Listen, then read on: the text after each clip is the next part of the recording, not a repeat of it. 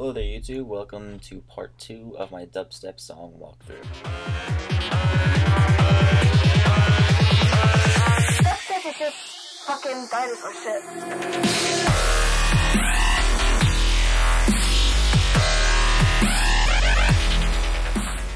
Alright, so today we're going to be talking about the drums.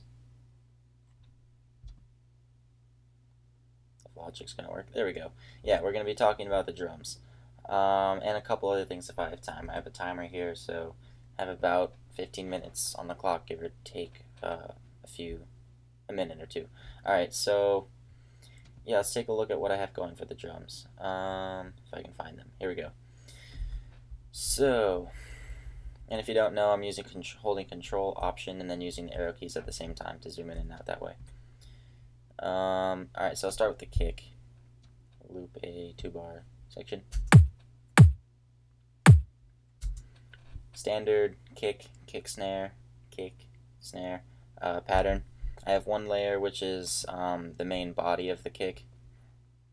It has some EQ on it, and it lets the meat of the kick at 100 come through. It depends the song. Some songs you want some more body down here, but for this one I just wanted a nice punchy kick. And if you want power anywhere, you want it to be at around 100, so that's a good place to have it. Yeah, so that's where I had it, and I just EQ'd out some of the mud that I wasn't liking. And then I put a low pass on it at 6.6 kilohertz, and without it it's much brighter. And then without the EQ, they sound like this. So I added that to it. And then I replaced the top end with another layered out kick, which sounds like this. Oh, sorry. So that just brings back the low end. I liked the sound of this sample better, so I used that to combine to make this punchy little kick.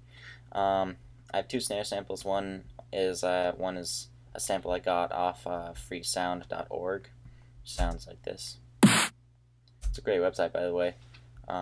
Really great resource.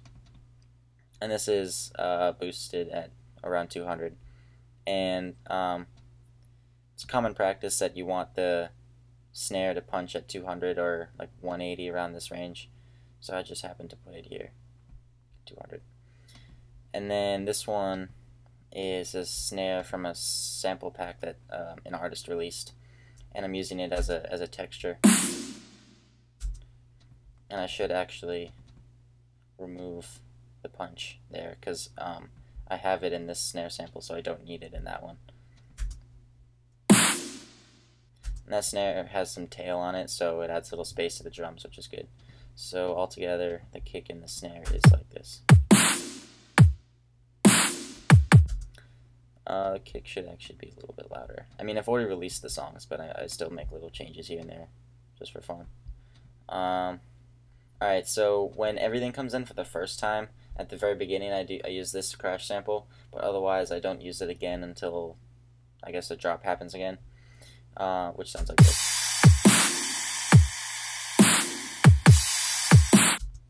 And this sample is sidechained to this kick, so it pumps, it lowers in volume anytime the kick happens. And then for percussion, or percussion, I don't know which one. I always get them mixed up and you guys leave comments about it, but I know I'm making the mistake this time. I just can't remember which one it is.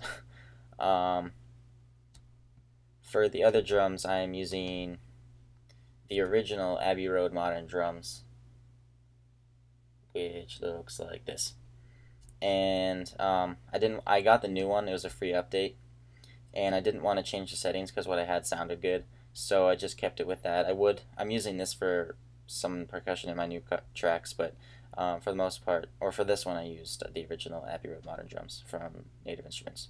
Those samples sound like this.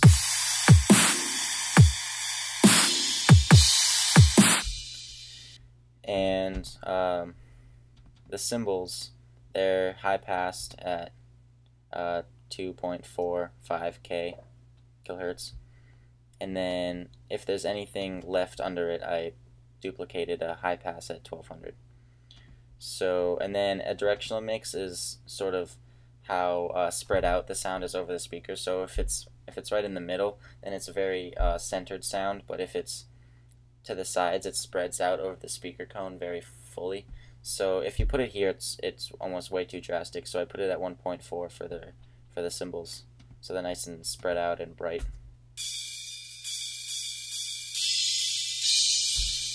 And then have a slight limitation and a little gain makeup, and that's pretty much it. So that's what I have for the drums there. That's pretty much all the drums, anything that I have going on with the drums in the whole song. What's this?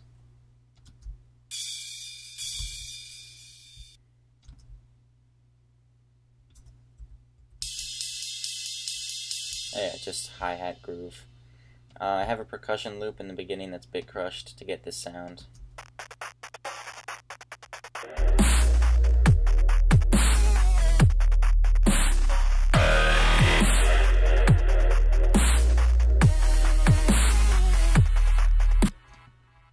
And then I labeled these snare samples purple because I turned them down a little bit. I didn't do it with automation, I just selected the samples and did -4 because the intro is a little bit quieter, so I turned down the samples here and at the outro. Oh yeah, so drum variation. Alright, yeah, so you can see that for the most part the drums are the same, but every once in a while I have a little variation, which keeps the song interesting, I think. So if you have like 16 bars of the same drums, it can get kind of repetitive if you just happen to be paying attention to the drums when you listen to the song. But if you add a little variation, I think it keeps things interesting, and it makes the groove a little less stale. And also you can use the percussion or precussion to accent the bass line. So that's a cool way of using drums to incorporate them more into your song. And then before, like the B section here, I have a little kick fill.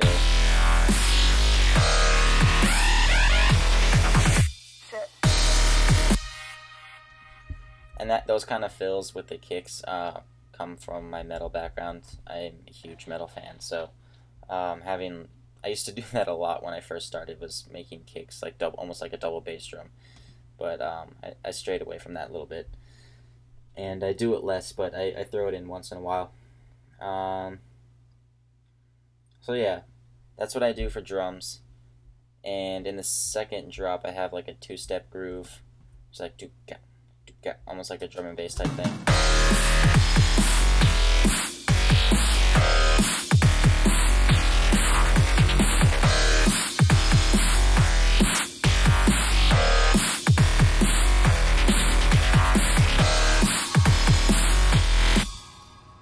So that's what I have for drums in the second section, or second drop. Alright, one thing that I do in my builds is I do a filter kick, which is a pretty common sound. You'll recognize it when you hear it. It sounds like this.